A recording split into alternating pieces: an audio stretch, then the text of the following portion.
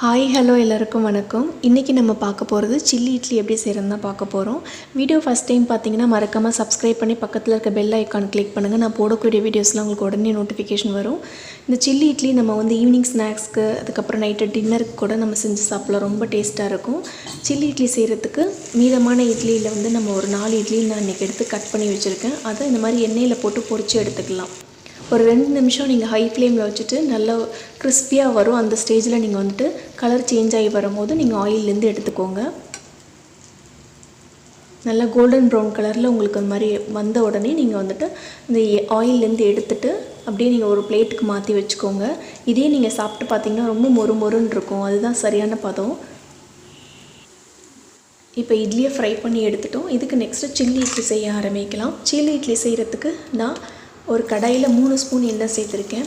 எண்ணெய் ஹீட் ஆன உடனே ஒரு 6 பூண்டு பல்ல குட்டி குட்டியாக கட் பண்ணி இதில் சேர்த்துருக்கேன். இது கூடவே கொஞ்சமாக இஞ்சி சேர்த்துருக்கேன். அதையும் கட் பண்ணிவிட்டு சேர்த்துருக்கேன். இதுக்கு நெக்ஸ்ட்டு வெங்காயம், ஒரு பெரிய வெங்காயத்தை கட் பண்ணி சேர்த்துருக்கேன். வெங்காயம் நல்லா ஃப்ரை ஆகிற வரைக்கும் வெயிட் பண்ணலாம். வெங்காயம் நல்லா ஃப்ரை ஆனதுக்கப்புறம் ஆயிலே நல்லா வெந்ததுக்கப்புறம் இதுக்கு கூடவே நீங்கள் குடமிளகாய் சேர்க்குறதும் சேர்த்துக்கோங்க. நான் குடமிளகாய் இன்றைக்கி சேர்க்கல. இதே ஹோட்டல் ஸ்டைல்லே வேணும் அப்படின்னா நம்ம கொஞ்சம் சாஸ்லாம் சேர்த்தா தான் இந்த ஹோட்டல் ஸ்டைலில் உங்களுக்கு நல்லா வரும். இது கூடவே நான் இப்போ சாஸ் பார்த்திங்கன்னா ரெட் சில்லி சாஸ் சேர்த்துருக்கேன். 2 ஸ்பூன் அளவுக்கு சேர்த்துருக்கேன். இது நல்லா கிளறிட்டு இது கூடவே இப்போது கொஞ்சமாக 1 ஸ்பூன் போல் சோயா சாஸ் சேர்த்துருக்கேன். இதையும் நல்லா மிக்ஸ் பண்ணிக்கலாம். இதுக்கு நெக்ஸ்ட்டு நான் ஒரு தக்காளியை நல்லா பேஸ்ட் போல் அரைச்சி வச்சுருந்தேன் மிக்ஸி ஜாரில். அதை நான் இப்போது ஒரு 3 ஸ்பூன் போல் சேர்த்துக்கிறேன். நீங்கள் உங்கள்கிட்ட சாஸ் இல்லை அப்படின்னா அதை ஸ்கிப் பண்ணிவிட்டு தக்காளி மட்டுமே இந்த மாதிரி பேஸ்ட்டு போல் அரைச்சதை நீங்கள் சேர்த்துக்கிட்டிங்கன்னா கூட உங்களுக்கு நல்ல டேஸ்ட் கொடுக்கும்.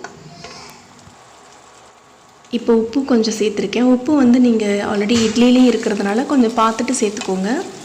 மிக்ஸ் பண்ணிவிட்டு இதுக்கு நெக்ஸ்ட்டு நான் கார்ன்ஃப்ளவர் 1 ஸ்பூன் தண்ணியில் கரைச்சி வச்சுருக்கேன். அதை இது கூட ஆட் பண்ணிவிட்டு மிக்ஸ் பண்ணிக்கலாம். இப்போது இதையும் நல்லா மிக்ஸ் பண்ணதுக்கப்புறம் இதுக்கு நெக்ஸ்ட்டு நம்ம ஃப்ரை பண்ணி வச்சுருக்க இட்லி எடுத்து இதில் சேர்த்துக்கலாம். இட்லி சேர்த்ததுக்கப்புறம் அதை நல்லா மிக்ஸ் பண்ணிவிட்டு லாஸ்ட்டாக கொத்தமல்லி தூவிட்டு அடுத்து 1 நிமிஷம் ஹை ஃப்ளேமில் வச்சுட்டு நல்லா மிக்ஸ் பண்ணிக்கோங்க. சூப்பரான சில்லி இட்லி நமக்கு இப்போ ரெடி ஆயாச்சு. இதே போல் டேஸ்ட்டில் உங்களுக்கு ஹோட்டல் ஸ்டைலில் வேணும் அப்படின்னா மறக்காமல் இதே மெத்தடில் பண்ணுங்கள். கண்டிப்பாக நல்லா டேஸ்ட்டாக வரும். வீடியோ பிடிச்சா மறக்காமல் லைக் பண்ணி சப்ஸ்கிரைப் பண்ணுங்கள். தேங்க்யூ.